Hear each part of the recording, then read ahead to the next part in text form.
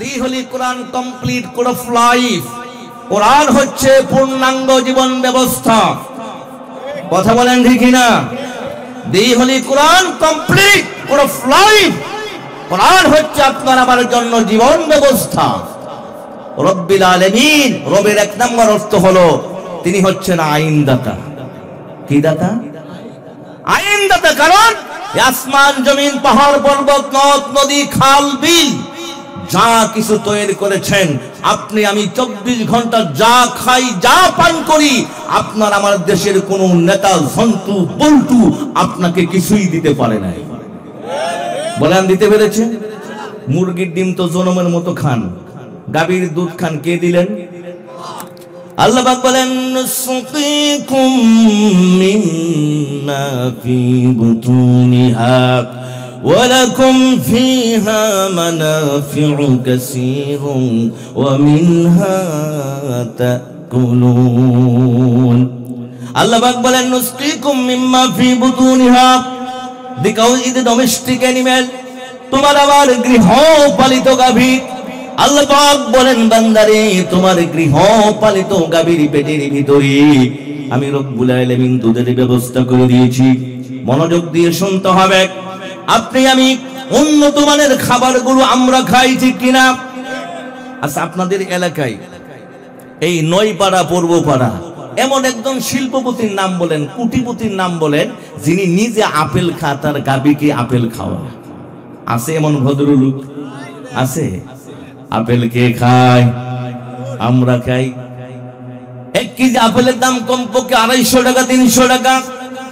1 KG কালো আঙ্গুরের দাম 350-400 টাকা। কথা বলেন ঠিক কিনা? 1 কেজি রুই মাছের দাম 400 টাকা। বোয়াল মাছগুলো হলো 800 টাকা 1200 টাকা। 1 কেজি শিং মাছের দাম 600-700 টাকা। কথা বলেন ঠিক কিনা? এবার বলেন তো দেখি, উন্নত মানের খাবারগুলো আমরা খাই না গাভী খাই? উন্নত মানের খাবারগুলো আমরা খাই। আমরা যা খাই না গাভী তা খায়, গাভী যা খা আমরা তা খাই না। কথা বলেন ঠিক কিনা? আচ্ছা, কলা, কলার কয়টা অংশ? 2টা। উপরে হলো চামড়া, উপরে কি? ভিতরে কলা, ঠিক না? এবারে বলেন, চামড়া আমরা খাইলাম, গাভী কলা খাইলু না? কলা আমরা খাইলাম, গাভী চামড়া খাইলু? কোনটা? গাভী খাইলো চামড়া, আমরা খাইলাম কলা। কথা বলেন ঠিক কিনা? কাঁঠাল, কাঁঠালের উপরে আছে চামড়া, ভিতরে আছে কুশ। ভিতরে কি? কুশটা আমরা খাই, গাভী খাইলো কি? এই চামড়ার গ্রাম্য নাম কি? কুইতে না ভূতি? ভূতে, কুইতে অথবা ভূতে, যেটাই মনে করেন। কাঁঠালের কুশ আপনি আমি খাইলাম, চামড়াটা গাভী খাইলো। এবার বলেন চাউল, চাউলের উপরে থাকে 2টা কাবার। বলেন কয়টা কাবার?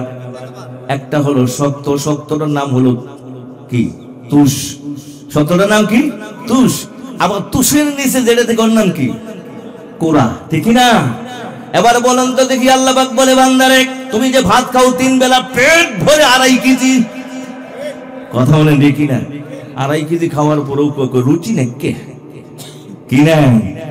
রুচি নাই। আলু ভর্তা দিয়ে 2.5 কেজি খেয়েছি, এরকম লোক আছে না?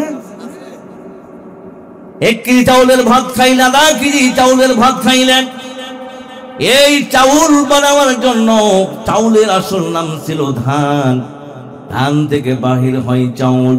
এই চাউলকে প্যাকেট করার জন্য আল্লাহ রাব্বুল আলামিন 2টা চামড়া দিয়েছেন, একটা শক্ত একটা নরম। কথা বলেন ঠিক কিনা? এবার বুদ্ধি করে জবাব দেন, গাভী চাউল খাই, আমরা ভুসি খাই? বরং আমরা চাউল দিয়ে রান্না করে ভাত খাই, আর আমার গাভী খাই ভুসি, ঠিক কিনা? এবার শুনেন তো দেখি, 1 কেজি চাউলের দাম 80 টাকা। বর্তমান বাজারে 100 টাকা পুলওয়ার চাউল। অবসলমান 100 টাকা দিয়ে 1 কেজি চাউল কিনা আপনি আমি খাইলাম, গাভী খাইলো ভুসি, বার হয় দুধ। আপনি আমি কমলা আঙ্গুর বেদনা খাইলাম, বার হয় কি? বলেন তো, কোনদিন ভাবছিলেন? কোনদিন ভাবছেন? আল্লাহ পাক বলে বান্দারে দেখো তুমি যা খাও গাবি তা খাই না, গাবি যা খাই তোমরা তা খাও না। উন্নত মানের খাবারগুলো আমরা খাই। কবি সুন্দর করে বলছেন জামজামরুল কদবেল আতা কাঁঠাল নারিকেল তাল তরমুজ আম্র কামরাঙ্গাবেল পিয়ারক পেঁপে ডালিম জলপাই বড়ই দিল আর কি চাই কে দিলেন? কে দিলেন জোরে বলেন? এগুলো কি দুনিয়ার কোন ঝন্টু বল্টু বানাইতে পারবে? আল্লাহ পাক বলে বান্দারে উন্নত মানের খাবারগুলো আমি তোমাদেরকে দিলাম, আর তোমরা জনম ভরা খাইলা, খাওয়ার পরে পেটে যাওয়ার পরে এক পয়সা মূল্য নাই, ঠিক না? বরং টয়লেটে গিয়ে বসে থাকতে হবে। এক মাস পর পর সুইপারকে 2,000 3,000 টাকা দিয়ে ট্যাঙ্কি পরিষ্কার করতে হয়। কথা বলেন ঠিক কিনা? গাবি খাইলো কি? গাবি খাইলো লতা পাতা ভুসি আর পানি। গাবির পেট থেকে নিচ থেকে বার হয় এক রাস্তা দিয়ে দুধ, আর এক রাস্তা দিয়ে বার হয় গোবর। কথা বলেন ঠিক কিনা? এই গোবরের দাম আছে না নাই? গোবরকে কি বলে জানেন? জৈব সার। গোবরকে কি বলে? জৈব সার। আর এই জৈব সার জমিনে আবার ঢালবেন, আবার নতুন ফসল হবে। জোরে বলেন আল্লাহু আকবার। কে দিলেন?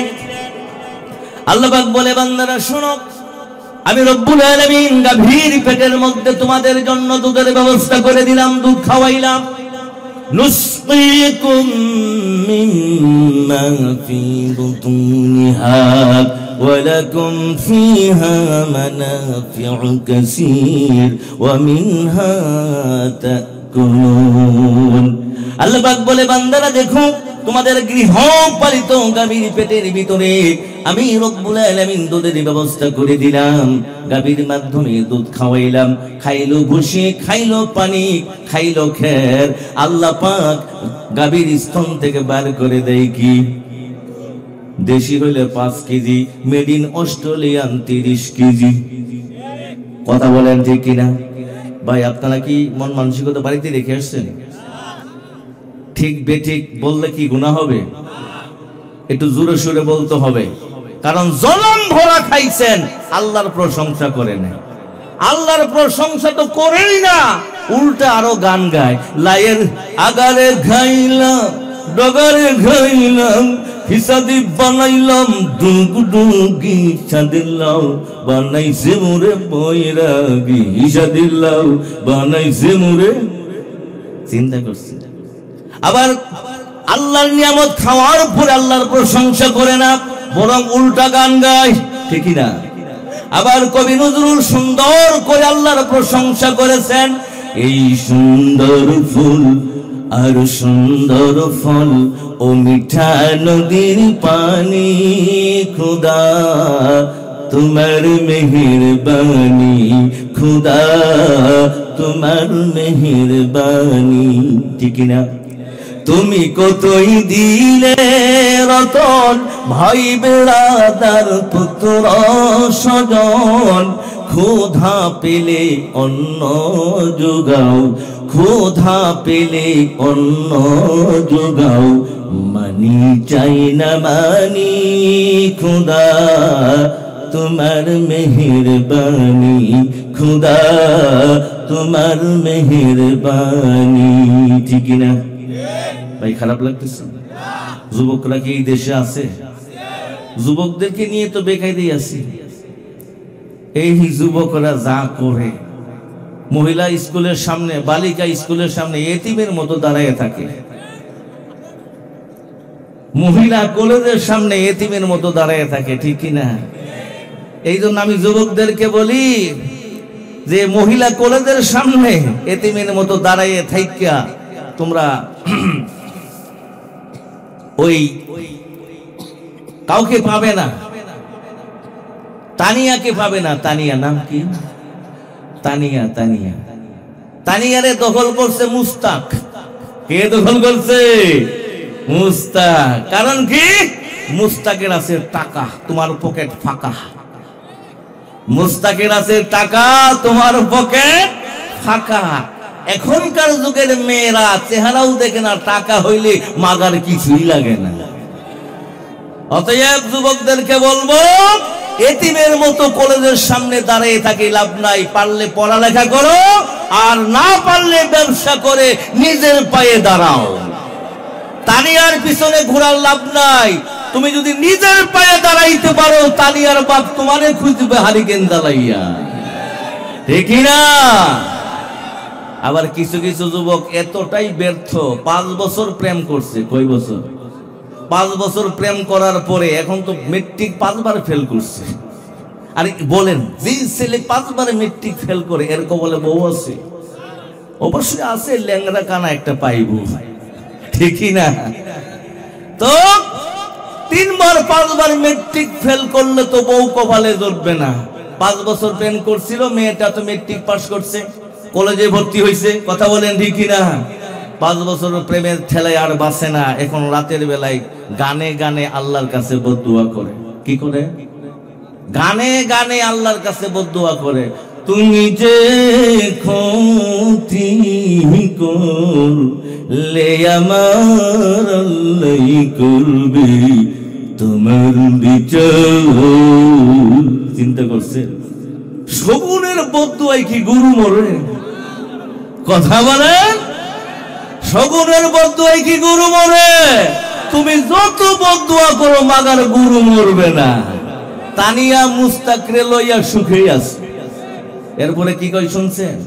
কয়, আমি হইলাম তোমার বন্ধু, তুমি হইলা কার হাইরে, তুমি হইলা কার, তোমার জন্য এত করলাম, কি দাম দিলা, তুমি তার আল্লাহ করবে তোমার বিচার। এবার আমার প্রশ্ন হলো, তুমি কি করছো? তোমার জন্য এত করলাম, কি করছো? সোলবর্তী বলে, হুজুর জানেন না, ওর 3 পিস 4 পিস, মাথার চুল থেকে শুরু করে পায়ের তলাতে স্যান্ডেল, জুতা, ওর ভ্যানিটি ব্যাগ, ওর হাতের ঘড়ি, ওর চশমা, ওর মোবাইলটা আমার টাকা, আমি সব দিলাম, আর আমারে রাইখা মুস্তাকের লগে চলে গেছে। কথা বলেন ঠিক না? তাই যুবকদেরকে বলবো, লেখাপড়া করতে হবে, ব্যবসা করে নিজের পায়ে দাঁড়াইতে হবে। কথা বলেন ঠিক কিনা? তানিয়ার পিছনে ঘুরে লাভ নাই। তানিয়ার বাপ তোমারে হারিকেন জ্বালিয়ে খুঁজবে। সম্মানিত ভাইয়েরা আমার, আমি আলোচনা এখনো শুরুই করি নাই। আপনারা আছেন তো ইনশাআল্লাহ? এই কোরআন থেকে কিছু কথা বলবো, থাকবেন তো? সম্মানিত ভাইয়েরা আমার, রাত 12টা বেজে গেছে। এই কারণে লম্বা চূড়া কথা বলতে পারবো না, অল্প কিছু কথা বলবো, খুব দিলের কান লাগিয়ে শুনবেন। এই পৃথিবীর জমিনে আজ থেকে 6000 বছর আগে, বলেন তো কয় হাজার বছর? 6000 বছর আগের একটা কথা আপনাদেরকে শোনাবো। এই কোরআনুল কারীমের ভিতরে আল্লাহ পাক বলছেন সূরা বাকারার মধ্যে, ইযাববিহুনা আবনাআকুম, ইযাববিহুন আবনাআকুম ওয়া ইস্তাহইউনা নিসাআকুম। আল্লাহ পাক বলেন, এমন একজন ব্যক্তি এই পৃথিবীর জমিনে ছিল, যিনি ছিল শাসক। কি ছিলেন? যিনি ছিল শাসক। এই শাসকের নাম ছিল রামসিস। কি নাম? আপনাদের এলাকায় কারো নাম আছে এটা? বন্ধুরা আমার, আল্লাহ পাক বলেন, ইযাববিহুন আবনাআকুম। রামসিস নামে একজন শাসক। এই শাসক তিনি যখন দেশের বাদশা ছিলেন, কি ছিলেন বলেন তো? বাদশার শরীয়তে অ্যালাউ করে না, শরীয়তে আউট ইনকাম করা 100% হারাম। জোরে বলেন ঠিক কিনা? সামান্য একটা পিয়ন 400 কোটি টাকার মালিক, টাকার পাহাড় বানাইছিল। কথা বলেন ঠিক কিনা? সম্মানিত ভাইয়ের আমার, এবার রামসিস বলে, ঠিক আছে, তুমি তো তলে তলে আউট ইনকাম করেছো। কথা বলেন ঠিক কিনা? তুমি নির্বাচন করতে চাও, করো। এবার রামসিস বলে, বাদশা আপনি অনুমতি দিলেন, বলো হ্যাঁ। নমিনেশন দিলাম, বলো হ্যাঁ। মার্কা কি দিবেন? বলো তোমার মার্কা জিয়ার। কি? চেয়ার। এবার মার্কা হলো চেয়ার, হবে নির্বাচন, সামনে হলো নির্বাচন। ওই যে বলছিলাম, বাজে হলাম বাঙ্গাল, হরযুগে মাতোয়াল, নগদ যা পাও হাত পেতে নাও। ওই জামানার লোকেরাও হাত পেতে নিত। রামশির বলে, বাদশাহ নমিনেশন আপনি আমারে দিবেন, নির্বাচন কেমনে করা লাগে সেটা আমি ভালো করেই জানি, কারণ দেশের মানুষ 5 টাকা 10 টাকা পাইলে বিক্রি হয়ে যায়। কথা বলেন ঠিক না? সম্মানিত ভাইয়ের আমার, আজকে আমার দেশেও চলছে, টাকা দিয়ে পাবলিককে ক্রয় করা হয়। আমি তো চ্যালেঞ্জ করে বলতে পারি, আজকে যারা বলে আমাদের দলে লক্ষ লক্ষ লোক আছে, লক্ষ লক্ষ নেতা কর্মী, আমি নরী চ্যালেঞ্জ করে বলছি, টাকা দেওয়া বন্ধ করেন। আপনার পিছনে আপনার ছেলের গাড়ি ছাড়া অন্য কোনো গাড়ি থাকবে না। আমার কথা মনে হয় বুঝেন নাই? কারণ আপনার পিছনে যারা ঘুরে তাদেরকে টাকা দিয়ে ঘোরান, পেট্রোল খরচ দেন, পকেট খরচ দেন। কথা বলেন ঠিক কিনা? এই জন্য হাজার হাজার গাড়ি পিছনে থাকে, টাকা দিয়ে কিনে নেয়। আচ্ছা, টাকা দিয়ে কিনে নেওয়া যে কাজটা, এটা কে আবিষ্কার করলেন? রামশিস। কে আবিষ্কার করলেন? রামশিস। আজকের বাংলাদেশে যারা এই কাজ করে, আমি বলবো তারা রামশিসের খালাতো ভাই। আমার কথা মনে হয় বুঝেন নাই না? খারাপ লাগতেছে? আমার কিন্তু মেয়াদ শেষ। আমার 12টা বাজে নাই, 12টা বেজে গেছে, মেয়াদ শেষ। এখন যতক্ষণ যা দেব এটা আমার ইচ্ছা মতো বোনাস। কি বলেন? শুনবেন না যাবেন গা? সম্মানিত ভাইয়ের আমার, এবার রামশিস নির্বাচন হবে, জনগণের কাছে টাকা টাকা দিয়ে ভোট ক্রয় করা হলো, নির্বাচন হলো। ফেব্রুয়ারির 22 তারিখ, ফেব্রুয়ারির 22 তারিখে নির্বাচন হলো। চায়ের দোকানে চেয়ার, দোকানে গেলে চেয়ার, বাজারে চেয়ার। নির্বাচন হলো, লক্ষ লক্ষ লক্ষ লক্ষ ভোটে বিজয়ী হয়ে গেল কে? রামশিস। এবার রামশিস বলে, দোস্ত রে, রামশিসের একটা বন্ধু আছিল, বুঝছেন? এবার রামশিস বলে, দোস্ত আমি এই দেশের বর্তমানে সেনাপতি, প্রধানমন্ত্রীর প্রধান ডান হাত, আমি হলাম সেনাপতি, তোর কোনো চিন্তা নাই, তুই একটা লাভ দে, আজ থেকে আমি তোরে নিয়োগ দিলাম, তুই আমার উপদেষ্টা, তুই আমার উপদেষ্টা, আমি হলাম মিশরের প্রধান সেনাপতি, তোর কোনো চিন্তা নাই। রামশিস আরো বলে, দোস্ত এতদিন শুনছি ভাগ্য খুলতে নাকি দেরি হয়, আমি বুঝলাম লেংটি খুলতে দেরি হয়, ভাগ্য খুলতে দেরি হয় না। আসিলাম লেবার, এখন আমি মিশরের প্রধান সেনাপতি। 4টেখানি কথা বলেন আপনারা? সামান্য লেবার, মিশরের প্রধান সেনাপতি। এই দেশে অনেক মানুষ একসময় বিড়ি বিক্রি করত আর গান গাইত, আছে না মানুষ? আকাশটা কাঁপছিল কেন, জমিনটা লড়ছিল কেন, বরফের হাসছিল কেন, সেই দিন সেই দিন, আছে না? এই মহিলা পর্যন্ত সংসদ সদস্য। কথা বলে ঠিক না? টুকাই কোম্পানির সদস্যরা গান গায়ে বিড়ি বিক্রি করত। এরা হয় জাতীয় সংসদের নেতা। এদেরকে সম্মান করা কোন মুসলমানের কাজ না। কথা বলেন ঠিক না? এরা রামশিসের খালাতো বোন। কার বোন? রামশিসের খালাতো বোন। বন্ধুরা আমার, এবার হলো সেনাপতি। সেনাপতি হওয়ার পরে কিছুদিন যাওয়ার পরে বাদশা গেল মারা, মিশরের বাদশা মারা গেল। এবার প্রধান সেনাপতি ডাক দি বলে, জনগণ বলো আমি কি করব? বাদশা মরে গেছি, বাদশা ছাড়া তো দেশ চলে না, আমি কি নির্বাচন করব না অন্য কোন পদ্ধতি ব্যবহার করব? জনগণ বলে, সেনাপতি আপনি আমাদের বাদশা হন, আর প্রধান সেনাপতি যারে খুশি বানাইয়ালন।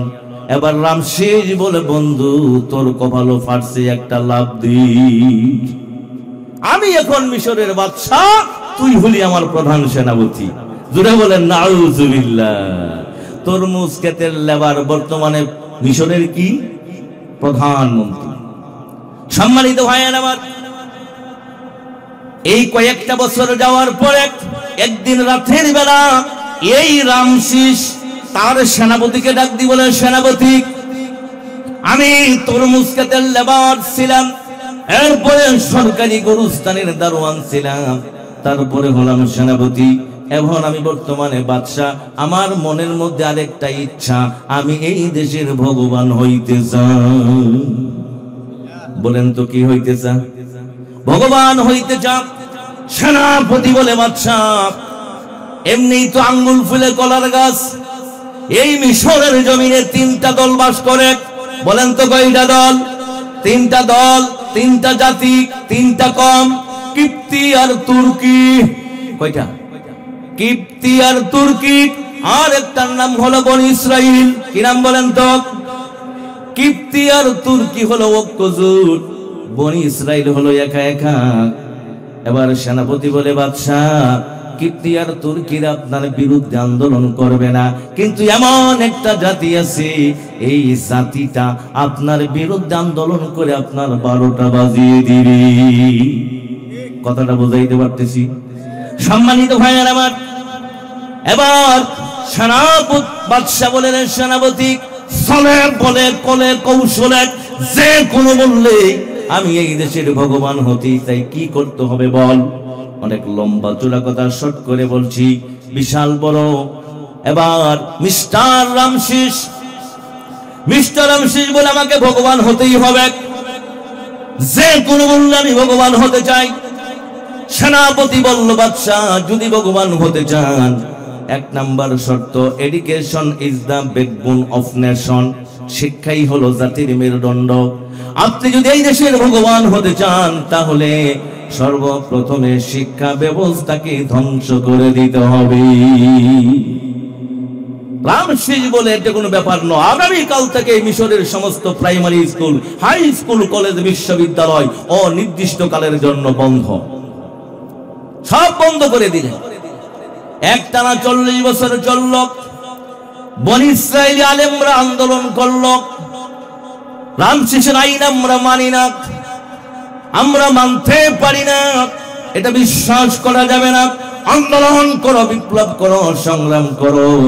কিপ্তি আর তুর্কিরা কথা বলে না, শুধুমাত্র বনি ইসরাইলের 70,000 আলেম ছিল। বলেন তো কয় হাজার আলেম? বনি ইসরাইলে যত নবী এসেছেন, সমস্ত নবীরা আসছেন বনি ইসরাইল থেকে। কথা বলেন ঠিক কিনা? বাপেও নবী, ছেলেও নবী, দাদাও নবী, নবীর ঘরের নবী। এই বনি ইসরাইলের 70,000 আলেম ছিল। আলেমরা মিস্টার রামশিসের বিরুদ্ধে স্লোগান দিল, আন্দোলন করলো।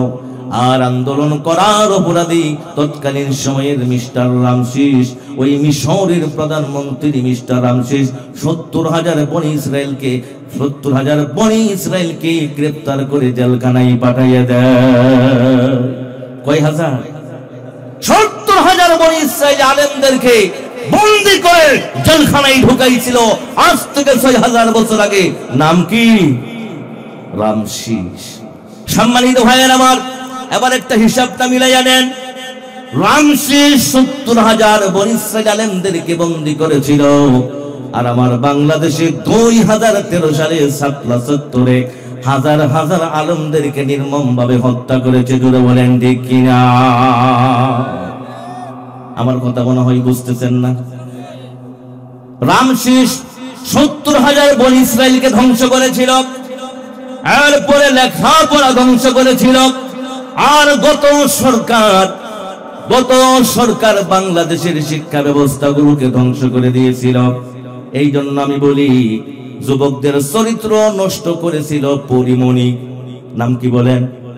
যুবকদের চরিত্র নষ্ট করেছিল পরিমণি, আর লেখাপড়া ধ্বংস করেছিল দীপুমণি। কথা বলেন ঠিক না বন্ধুরা আমার? এবার রামশিস বলে, সেনাপতি বলে, বাদশা যারা আপনার শত্রু তাদেরকে গৃহবন্দী করেছি, জেলখানায় ভরে দিয়েছি। এখন বর্তমান আমাদের দেশটা উন্মুক্ত, আপনার বিরুদ্ধে স্লোগান কেউ দিবে না। এবার আপনার মনের ইচ্ছা আপনি দাবি করতে পারেন, আপনি এই দেশের ভগবান দাবি করতে পারেন। জোরে কন্যা নাউজুবিল্লাহ। মিস্টার রামশিস এবার মাইকিং করে ঢোল পিটে জনগণকে বলছেন, আমার জনগণ, আগামী 10 তারিখে মিশরের পল্টনের ময়দানে জনসাধারণকে আসতে হবে। যারা এখানে আসবে তাদের জন্য 2টা বোনাস। বলেন কয়টা? কথা বলতে হবে। 2টা বোনাস। কয়টা? 1 নাম্বার বোনাস, তোমরা যে সরকারি ব্যাংক থেকে 5,000 10,000 টাকা লোন নিয়েছো, আমি রামসিস মিশরের প্রধানমন্ত্রী হিসাবে যারা আসবে তাদের লোন মকুব করে দেব। কথা বুঝতেছেন? 2 নম্বরে তোমাদের জমিনের ট্যাক্স, খাজনা বলি না আমরা, বছর বছর খাজনা দেওয়া লাগে, যারা এই মিটিং এ আসবে তোমাদের জমিনের ট্যাক্স মকুব করে দেওয়া হবে। বোনাস কয়টা? 2টা। সম্মানিত ভাইয়েরা আমার, এই খবর যদি আপনারা পান, বাংলাদেশের কোন ব্যক্তি যদি বলে আগামীকাল যারা পল্টনের ময়দান আসবে তাদের ট্যাক্সের টাকা মাফ করে দেওয়া হবে, ব্যাংকের লোন মাফ করে দেওয়া হবে, আপনারা কি বসে থাকবেন? সিরাজগঞ্জের ভাইরা গাড়ি ভাড়া করে ফজরের নামাজের আগে পল্টনের ময়দানে হাজির। কথা বলেন ঠিক কিনা? সম্মানিত ভাইয়েরা আমার, লক্ষ লক্ষ মানুষ হলো, অগণিত মানুষ জমায়েত হলো। মিস্টার রামসি ডাক দি বলো, ভাইয়েরা আমার, আপনারা জানেন মিস্টার রামসিস লক্ষ লক্ষ মানুষের সামনে, এবার লক্ষ লক্ষ মানুষের সামনে রামসিস বলে, ভাইয়ের আমার, বোনের আমার, আপনারা জানেন আমি বিগত 40 বছর যাবৎ এই মিশর রাজ্যকে শাসন করে আসতেছি। আপনাদের সার, তেল, গ্যাস, বিদ্যুৎ, অক্টেন যা লাগে সব দিয়ে আসতেছি। এরপরে যে কোনো প্রয়োজনে, আপদে বিপদের, সকালে বিকালে আমি আপনাদের পাশে আছি। আপনাদের জন্য হাসপাতাল করেছি, কালভার্ট করেছি, ব্রিজ করেছি, খাদ্যের ব্যবস্থা করেছি। অতএব 40 বছর যাবৎ আমি আপনাদের সেবায় নিয়োজিত। সুতরাং আমি যেহেতু সব দেই, আজ থেকে আমি মিশরের ভগবান, আজ থেকে আমি মিশরের খোদা। আমি শুধু বাদশা না, বাদশা এবং খোদা। জোরে বলেন নাউযুবিল্লাহ। আমার কথা বুঝতেছেন নাকি কষ্ট হইতেছে? সম্মানিত ভাইয়ের আমার, এবার ঘোষণা করে দিলেন, فقال أنا ربكم الأعلى। রামসিস বলে, আমি এই দেশের খোদা, রব্বুকুমুল আ'লা, আমি এই দেশের রব। সুতরাং আজ থেকে মিশরবাসীরা আমাকে ভগবান বলে ডাকবে। জোরে বলেন নাউযুবিল্লাহ। সম্মানিত ভাইয়ের আমার, এই কথা বলার পরে বন্ধুরা, আবার রাতের বেলায় ঘুম আসে না, রাতের বেলায় ঘুম আসে না। রামসিস বলে, সেনাপতি আমি ঘুমাইতে চাই, আমার ঘুম আসে না, কি করব বলো? সেনাপতি বলে, বাদশাহ আপনি তো আঙ্গুল ফুলে কোলার গাছ ছিলেন, তরমুজ ক্ষেতের লেবার হইলেন, গুরুস্থানের দারোয়ান, তারপরে সেনাপতি। বর্তমানে বাদশাহ আবার নিজেই ক্ষুধা, নতুন নতুন চিন্তা ভাবনা, আপনার এই নতুন নতুন চিন্তা থাকার কারণে আপনার চোখে ঘুম আসে না। কিন্তু রামসিস বলে, নারী আসল কথা হলো সুরের মন কি কয়? জোরে বলেন, সুরের মন। রামসিস বলে, না রে বন্ধু, এই সেনাপতি, আসল কথা হলো আমি যে নিজেকে রব বলে দাবি করেছি, উপরে ওয়ালা তো একজন আছে, আমি জানি। কথা বলেন ঠিক কিনা? আমি নিজেকে ভগবান বলে দাবি করেছি। আমার কলিজার মধ্যে ভয় হলো, না জানি কোন সময় আল্লাহর গজব আমাকে ধরে বসে, না জানি কোন সময় মিশরের জনগণ স্লোগান করে, আন্দোলন করে, বিপ্লব করে আমার 12টা বাজিয়ে দেয়। সেনাপতি বলো, বাদশাহ তাহলে আপনার জন্য কি করতে পারি? এবার বাদশাহ বলে, এমন কিছু করো যারা ভবিষ্যৎবাণী বর্ণনা করতে পারে, এমন কিছু মানুষকে নিয়োগ দাও যারা আমার ভবিষ্যৎ বর্ণনা করে আমাকে শুনিয়ে দেবে, আমি সতর্ক থাকব। চিন্তা করছেন, এমন এক ভগবান, সে নিজের ভবিষ্যৎ জানে না। কথা বলেন ঠিক না? সম্মানিত ভাইয়ের আমার, অনেক লম্বা কথা শর্ট করে বলে দিচ্ছি। 300 গণক ঠাকুর নিয়োগ দেওয়া হলো। কত? 320 জন। 320 জন গণক ঠাকুর। এর মধ্যে একজনের নাম হলো দবিরা। কি নাম বলেন তো? একজনের নাম হলো দবিরা, আর দবিরার বয়স হলো মাত্র 350 বছর। কয় বছর? মাত্র 350 বছরের একজন ব্যক্তির নাম হলো দবিরা। এটা হলো গণকদের মহাগণক বড় ঠাকুর। ভাইয়ের আমার, সেনাপতি বলে তোমাদের কাম হলো আমাদের বিশাল বড় মিশর রাজ্য, এই রাজ্যের মধ্যে কে কোথায় কোন বাজারে কোন মেডিকেলে কোন স্কুলে যদি কোনো ব্যক্তি মিশরের যদি কোনো ব্যক্তি রামসিসের নামে আন্দোলন করে বিপ্লব করে এমন খবর যদি পাও, সাথে সাথে আমাদেরকে অবগত করবে, আর আমাদের দায়িত্ব হলো তাকে গ্রেফতার করে জেলখানায় ঢুকাইয়ে দেব। কথা বুঝতেছেন? দবিরার দায়িত্ব 320 জন গণক ঠাকুর। এবার গণনা করতে শুরু করে দিলেন। গণনা করতে করতে বাদশাকে ডাক দি বলে, বাদশা আপনার কপালে আছে মহা বিপদ। বলেন তো কি বিপদ? বাদশা আপনার কপালে মহা বিপদ 2024। কত? 2024 5 আগস্ট। কত আগস্ট? 5 আগস্টে এমন একটা বিপ্লব হবে, এমন একটা আন্দোলন হবে, সংগ্রাম হবে। এই সংগ্রামে আপনার আমও যাবে, সালাও যাবে। এবার দবিরা বলে, বাদশা আপনার দেশের মধ্যে এমন একটা ছেলে জন্মগ্রহণ করবে, যেই ছেলে মায়ের পেট থেকে দুনিয়াতে আসবে, আস্তে আস্তে বড় হবে, 40 বছর বয়স পূর্ণ হলে পরে নবুয়তি লাভ করবে। যেদিন নবুয়তি লাভ করবে ওই দিন আপনাকে ডাইরেক্ট কালেমার দাওয়াত দিবে। যদি কালেমা গ্রহণ করেন তো বাঁচবেন, আর যদি গ্রহণ না করেন আপনার সাথে যুদ্ধ করে 12টা বাজিয়ে দিবি। জোরে জোরে কন্যা সুবহানাল্লাহ। এবারে আপনারা একটু বুদ্ধি করে জবাব দেন। এমনি রামসিসের ঘুম নাই, প্রেসার 112। প্রেসার কত? 112। এই খবর পাওয়ার পরে প্রেসার কমছে না বাড়ছে? জোরে বলেন, কমছে না বাড়ছে? সম্মানিত ভাইয়ের আমার, এবার বাদশা বলে, সেনাপতি দবিরা বলে কি আমার প্রেসার ছিল 112, আরো তো 10 ডিগ্রি বেড়ে গেল, উপায় কি? এবার সেনাপতি বলে, বাদশা দবিরা বলছে আসিতেছে, আসবে, আসিতেছে। এটা কি বর্তমান না ভবিষ্যৎ? ভবিষ্যৎ। আসিতেছে, আসবে, এটা হলো ভবিষ্যৎ। সেনাপতি বলে, বাদশা আপনি কোনো চিন্তা করবেন না, আমার মতো বিচক্ষণ সেনাপতি থাকতে আপনার কোনো টেনশনের কারণ নাই। দবিরা বলেছে আসিতেছে, আমি সেনাপতি তাকে আসতে দেব না। চিৎকার দিয়ে কন্যা নাউজুবিল্লাহ। বাদশা বলে, এই মিয়া, দবিরা বলবে আমার শত্রু দুনিয়াতে আসিতেছে, আসবে, আর তুমি বললো আসতে দেব না, কিভাবে সম্ভব? কিভাবে ঠেকাবে? সেনাপতি বলে, বাদশা যদি ঠেকাইতেই না পারি তাহলে আমি কিসের সেনাপতি? কেমনে ঠেকাবে বলো দেখি? বলো হুজুর একেবারে সহজ। কেমনে সহজ? ওই ছেলে আর মেয়ে এক খাটো ঘুমাইলেই তো আপনার শত্রু আসবে। কথা বলেন ঠিক না? স্বামী আর স্ত্রী এক খাটে ঘুমাইলে তারপরে আপনার দুশ্মন দুনিয়াতে আসবে, এরপরে না হয় যুদ্ধ করে আপনার লোকের। কিন্তু আমি এমন এক ব্যবস্থা করব, স্বামীকে রাখবো জেলখানায়, নারীকে রাখবো বাসায়, স্বামী স্ত্রী মিলন হবে না, আপনার শত্রু দুনিয়াতে আসবে না। চিৎকার দিয়ে বলেন নাউজুবিল্লাহ।